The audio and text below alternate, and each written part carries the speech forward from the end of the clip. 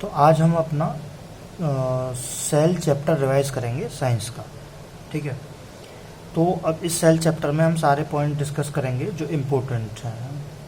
तो cell basically क्या होता है, सेल की अगर डेफिनेशन हम देखें तो सेल क्या होता है, cell is a structural and functional unit of life. तो स्ट्रक्चरल यूनिट क्यों है ये लाइफ की, क्योंकि it forms structure of all livings. तो हमारी ह्यूमन बॉडी हो गई, एनिमल बॉडी हो गई, प्लांट की बॉडी हो गई, ये सब किससे मिलकर के बनी है, सेल से मिलकर के। तो ये इसको हम कह सकते हैं कि ये क्या है, structure of all livings. It forms structure of all livings. और फंक्शनल यूनिट क्यों है ये लाइफ की, क्योंकि it is a site of many biochemical reactions in body. तो हमारी बॉडी में बहुत तरह की, कई तरह की केमिकल रिएक्शंस होती हैं, जिसके बिहाफ पे हम कह सकते हैं कि ये क्या है, एक फंक्शनल यूनिट है लाइफ की। ठीक है, तो सेल की डेफिनेशन क्लियर है। इसके बाद हम सेल की डिस्कवरी पे अगर जाएं, अगर इसकी डिस्कवरी देखें तो सेल को डिस्कवर किया था रॉबर्ट हुक ने। किसने डिस्कवर किया था, रॉबर्ट हुक ने। अच्छा, कौन सी ईयर में किया था, 1665 में। इसने एक बुक लिखी थी जिसका नाम था माइक्रोग्राफिया। तो माइक्रोग्राफिया जो इसने बुक लिखी थी, इसमें इसने डिस्क्राइब किया था स्लाइस ऑफ कॉर्क के बारे में। अच्छा, स्लाइस ऑफ कॉर्क एक डेड सेल था, डेड सेल या फिर डेड टिश्यू हम कहें तो एक ही बात है। तो इसने डिस्कवर किया था, तो फिर हमने पाया कि ये एक डेड सेल थी, यानी सेल डिस्कवर तो हो गई थी लेकिन ये सेल कैसी थी, डेड सेल थी। इसके बाद फिर एक और साइंटिस्ट आया जिसका नाम था एंथनी वैन लीeuwenhoek। तो इसने लिविंग सेल को डिस्कवर किया था सबसे पहले, और कब किया था, 1674 में। रॉबर्ट हुक ने कब किया था, 1665 में, और इसने 1674 में। इसने ये एल्गी और स्पायरोगायरा पर रिसर्च कर रहा था, तब इसने लिविंग सेल को डिस्कवर किया था। इसके बाद कई और साइंटिस्ट आए, सेल की डिस्कवरी चल रही थी। तो जैसे एक साइंटिस्ट था स्लाइडेन, एक था स्वान, है ना। तो इनने कुछ स्टेटमेंट दिए इन साइंटिस्ट ने। तो इन साइंटिस्ट ने जो स्टेटमेंट दिए वही सेल थ्योरी था। तो ये जो स्वान था इसने एनिमल सेल पे डिस्कवर किया था, और स्लाइडेन जो था इसने प्लांट सेल पे डिस्कवर किया था। तो स्वान ने एनिमल सेल पे जो डिस्कवर किया था, इसने बताया था कि सेल जो होती है वो कवर होती है एक मेम्ब्रेन से, जिसे हम प्लाज्मा मेम्ब्रेन बोलते हैं। तो सेल थ्योरी थी क्या बेसिकली, तो सेल थ्योरी क्या थी, सेल थ्योरी को अगर हम पॉइंट्स में बताएं तो सेल थ्योरी क्या थी। फर्स्ट पॉइंट अगर हम इसका बताएं तो सेल थ्योरी का फर्स्ट पॉइंट क्या हो सकता है कि cell is a basic unit of life. तो सेल क्या है, cell is a basic unit of life. दूसरा पॉइंट क्या है कि सेल जो होती है, सेल से मिलकर के टिश्यू बनते हैं, और टिश्यू से मिलकर के ऑर्गन बनते हैं, और ऑर्गन्स से मिलकर के क्या बनता है, ऑर्गेनिज्म बनते हैं। ऑर्गेनिज्म या फिर इसको सिस्टम भी बोल सकते हैं, है ना। तो बहुत सारे सिस्टम होते हैं हमारी बॉडी में, जैसे डाइजेस्टिव सिस्टम हो गया, नर्वस सिस्टम हो गया, बहुत तरह के तो नहीं, मतलब 7 टाइप के सिस्टम होते हैं, 7। अच्छा, सेल डिवाइड होती है। सेल क्या करती हैं, सेल आपस में डिवाइड होती हैं और बॉडी ग्रो करती है हमारी, है ना। इसके बारे में हम पढ़ेंगे सेंट्रोसोम के बारे में आगे। तो सेल, नेक्स्ट पॉइंट है इसमें, cell can be produce another cell. तो सेल क्या करती है, एक सेल डिवाइड हो जाती है ना सेल, और वो क्या बनाती है, एक नई सेल बनाती है। तो यही सेल थ्योरी थी। अच्छा, अब इसको तो हमने जान लिया कि सेल क्या है, सेल की डेफिनेशन समझ ली, सेल थ्योरी समझ ली। तो अब हम चलेंगे स्ट्रक्चर ऑफ सेल, यानी सेल का स्ट्रक्चर क्या होगा। तो हम अगर बात करें स्ट्रक्चर की, तो cells are different shape and different size की होती हैं। तो सेल्स बहुत तरह के, इनका कई तरह का शेप होता है, कई तरह का साइज होता है, छोटा बड़ा। जैसे अगर कोई बड़ा एनिमल है तो उसमें साइज, जो सेल का जो साइज़ होगा वो कितना होगा। कोई छोटा अगर एनिमल है तो उसमें शेप और साइज़ क्या होगा, है ना। तो इनका जो साइज़ होता है वो माइक्रोन ऑर्डर का साइज़ होता है। कैसा होता है, माइक्रोन ऑर्डर का साइज़ होता है, जैसे 10⁻⁻⁶। तो अगर हम स्मॉलेस्ट सेल की बात करें तो स्मॉलेस्ट सेल जो होती है वो 0.1 से लेकर के 0.5 माइक्रोन तक की होती है। स्मॉलेस्ट सेल कौन सी होती है हमारी, PPLO। PPLO क्या है, स्मॉलेस्ट सेल। अब इसकी फुल फॉर्म क्या होगी आप लोग बताएंगे हमें, ठीक है। तो एनिमल, अगर एनिमल में बात करें तो एनिमल में जो लार्जेस्ट सेल होती है तो वो कौन सी होती है, एग ऑफ ऑस्ट्रिच, जो 18 सेंटीमीटर की होती है। ये हम पहले ही बात कर चुके हैं। स्मॉलेस्ट सेल क्या होती है एनिमल में, माइकोप्लाज्म, कौन सी है, माइकोप्लाज्म। ह्यूमन की अगर बात करें तो इसमें लार्जेस्ट सेल जो होती है वो होती है एग, जो कि वुमेन में पाया जाता है। और स्मॉलेस्ट सेल जो होती है वो स्पर्म होती है, जो कि मैन में पाया जाता है। और लॉन्गेस्ट सेल जो होती है, लॉन्गेस्ट सेल कौन सी होती है, नर्व सेल, जो कि 90 से लेकर के 100 सेंटीमीटर तक की हो सकती है इन लेंथ, ठीक है। अब इसके बाद हम नेक्स्ट चलेंगे।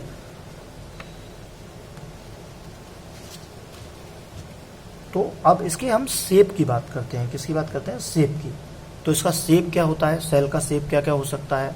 तो अगर सेल के शेप की बात करें, है ना, तो cell can be irregular shape हो सकता है, जैसे अमीबा में कैसा शेप होता है, इरेगुलर। इलोंगेटेड थ्रेड लाइक हो सकता है, जैसे नर्व सेल कैसी होती है, इलोंगेटेड होती है ना।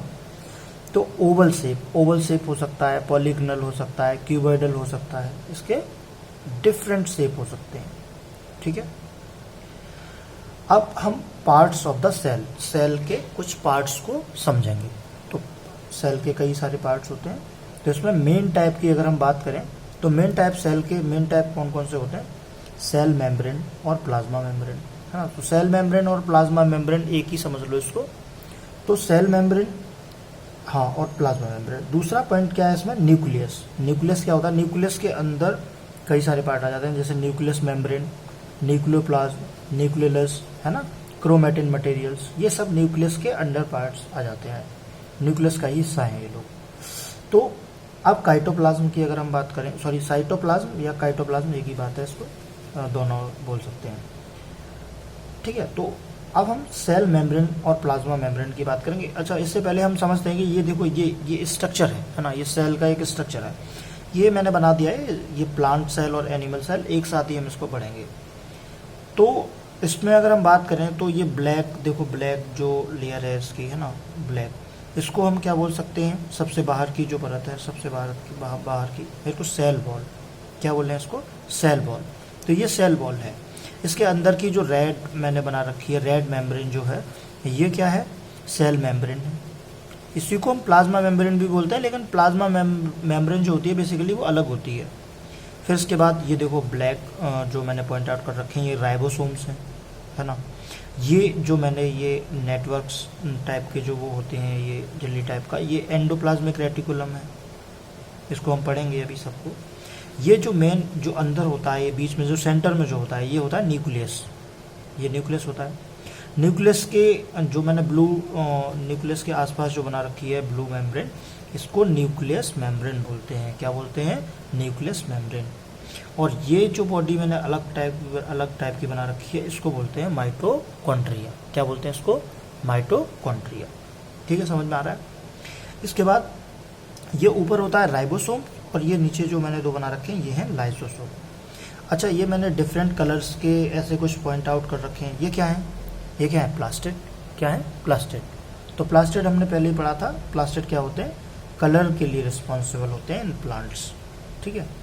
तो हम सबसे पहले सेल मेम्ब्रेन, अब जो सेल मेम्ब्रेन है ये वाली, तो सेल मेम्ब्रेन या प्लाज्मा मेम्ब्रेन को ही समझते हैं। तो सेल मेम्ब्रेन क्या होती है, it provide shape to the cell. सबसे पहला पॉइंट क्या है, शेप प्रोवाइड कराती है। सेल मेम्ब्रेन क्या कराती है, या plasma membrane, shape to the cell, यानी कि जो सेल है उसका शेप कैसा होगा, ठीक है। दूसरा, इट अलाउ, अब ये ध्यान से समझो, it allow the flow of some substances into the cell and out of the cell. तो ये क्या करती है, it allow flow of some substances into the cell and out of the cell. तो यही अलाउ करती है कि कौन से सब्सटेंस अंदर आएंगे सेल के और कौन से सब्सटेंस बाहर जाएंगे सेल से, ठीक है। ये पॉइंट समझ में आया। नेक्स्ट पॉइंट क्या है, it acts as a barrier, it acts as a barrier to protect internal parts. तो जो सेल के जो इंटरनल पार्ट्स जो होते हैं, जिनको हम सेल ऑर्गेनल्स भी बोल सकते हैं, बोलते हैं, तो ये क्या करेगी, एक बैरियर का काम करती है, यानी इसके अंदर के जो पार्ट्स हैं उनको प्रोटेक्ट करती है। ठीक है, अब इसके अगर हम की पॉइंट्स की बात करें, इसके जो की पॉइंट्स हैं तो वो क्या है, स्मॉलेस्ट प्लांट कौन सी है, स्मॉलेस्ट प्लांट सेल कौन सी है, डक वीड्स ऑफ जीनस वल्फिया, ये फ्लावरिंग प्लांट्स में होती है।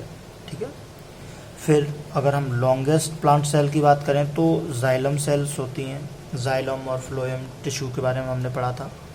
ठीक है, अच्छा इनके एवरेज साइज की अगर हम बात करें, इनका एवरेज साइज जो होता है तो लिविंग रेड ब्लड सेल जो होती है ना, उसका कितना होता है, 9 माइक्रोन का होता है, 9 माइक्रोन। नर्व सेल हमने पहले ही पढ़ चुके हैं, नर्व सेल का कितना साइज होता है, 1 मीटर तक हो सकता है इसका साइज। फिर ग्रीन एल्गी जो कारा होता है ना, ये 100 सेंटीमीटर तक का हो सकता है। एग ऑफ ऑस्ट्रिच जो है वो 170 mm का होता है इन डायमीटर। ठीक है, तो इसके बाद हम आगे चलते हैं।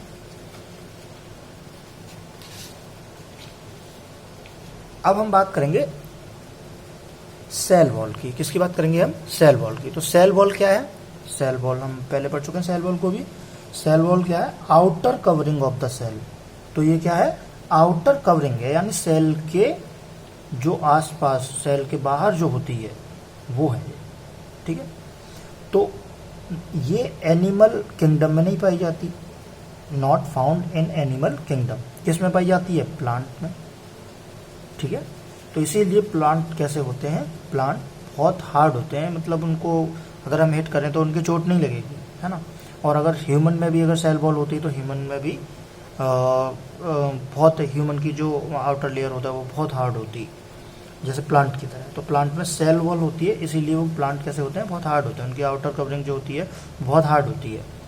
अच्छा, प्लांट में जो पाई जाती है, तो ये जो प्लांट में जो पाई जाती है वो किसकी बनी होती है, मेड अप ऑफ सेलुलोज की बनी होती है। और सेलुलोज क्या है, टाइप ऑफ कार्बोहाइड्रेट है, मैंने बताया था अभी 2-3 दिन पहले मैंने डिस्क्राइब किया था इसको। तो प्लांट में जो पाई जाती है वो सेलुलोज की बनी होती है। फंगी में जो पाई जाती है वो किसकी बनी होती है, काइटिन फाइबर की बनी होती है। किसकी बनी होती है, काइटिन फाइबर की बनी होती है। ठीक है, एल्गी में किसकी बनी होती है, हेमीसेलुलोज की बनी होती है। किसकी बनी होती है, ये हेमीसेलुलोज की। तो इसका फंक्शन देख लेते हैं, सेल वॉल का फंक्शन क्या होता है। सेल वॉल का फंक्शन क्या होता है, प्रोटेक्शन ऑफ द सेल। तो सेल वॉल क्या करती है, सेल को प्रोटेक्ट करने का काम करती है। और दूसरा, provide hardness to the cell. अभी हमने डिस्कस किया कि ये हार्डनेस प्रोवाइड कराती है सेल को। और नॉट डाइजेस्टेड बाय ह्यूमन के द्वारा डाइजेस्ट नहीं हो सकती। अब नेक्स्ट अपने सेल ऑर्गेनल्स के बारे में पढ़ें हम, तो नेक्स्ट हमारा प्लास्टिड है। प्लास्टिड क्या होता है, प्लास्टिड के बारे में भी हम पढ़ चुके हैं। प्लास्टिड क्या होता है, फाउंड इन प्लांट सेल। ये भी केवल प्लांट सेल में पाए जाते हैं, एनिमल सेल में नहीं पाए जाते ये, है ना। तो found in plant cell, not found in animal cell.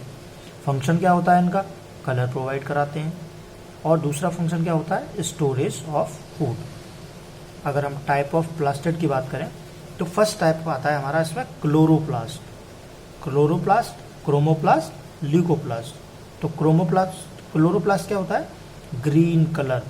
Chloro मतलब क्लोरोफिल से संबंधित है ना ये। तो क्लोरोप्लास्ट क्या होता है, ग्रीन कलर प्रोवाइड कराता है। क्या करवाता है, ग्रीन कलर प्रोवाइड कराता है। तो प्लांट में जो ग्रीन कलर होता है वो किसकी वजह से होता है, क्लोरोप्लास्ट की वजह से, है ना। दूसरा, ये फोटोसिंथेसिस में भी हेल्पफुल होता है, फोटोसिंथेसिस कंडक्ट कराता है। तो they are commonly known as the kitchen of the cell. तो इनको हम किचन ऑफ द सेल भी बोल सकते हैं। The green colour is due to presence of pigment chlorophylls. तो जो प्लांट में ग्रीन कलर जो होता है वो किसकी वजह से होता है, क्लोरोफिल्स की वजह से। किसकी वजह से, क्लोरोफिल्स की वजह से। ठीक है,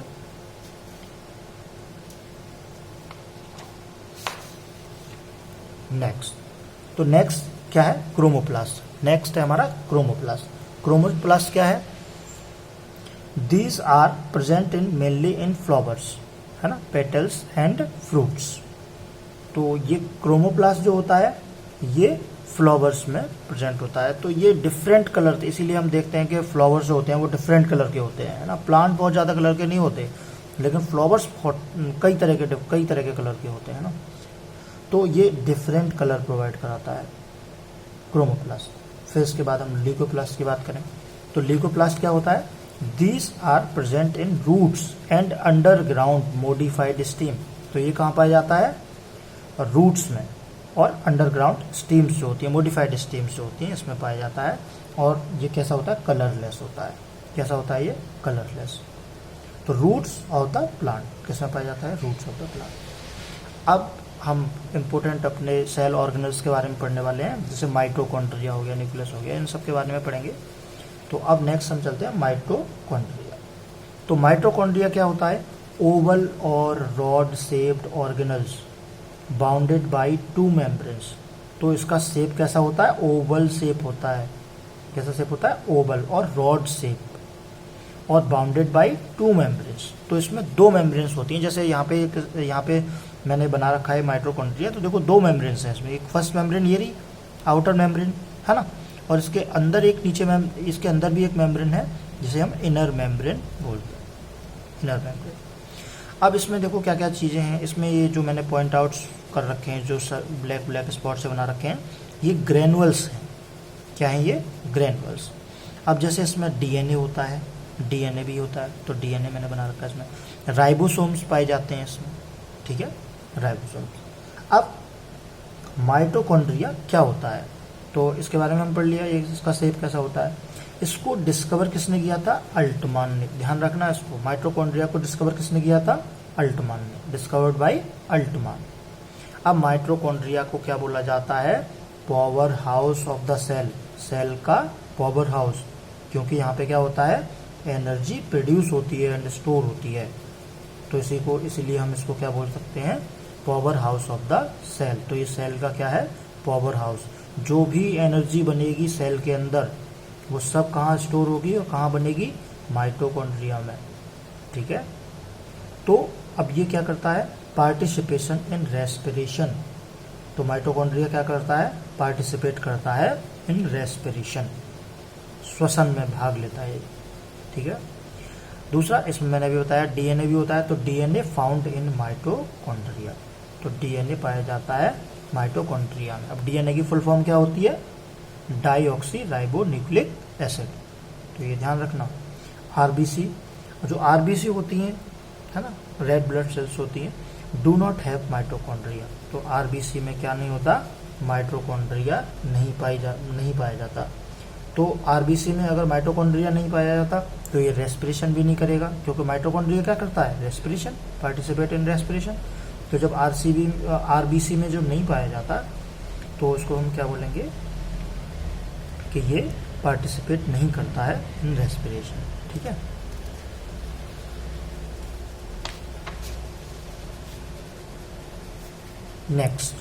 नेक्स्ट हम अगर लिविंग्स की बात करें, अब हमें न्यूक्लियस समझना है, तो न्यूक्लियस समझने से पहले हम बात करते हैं लिविंग्स की।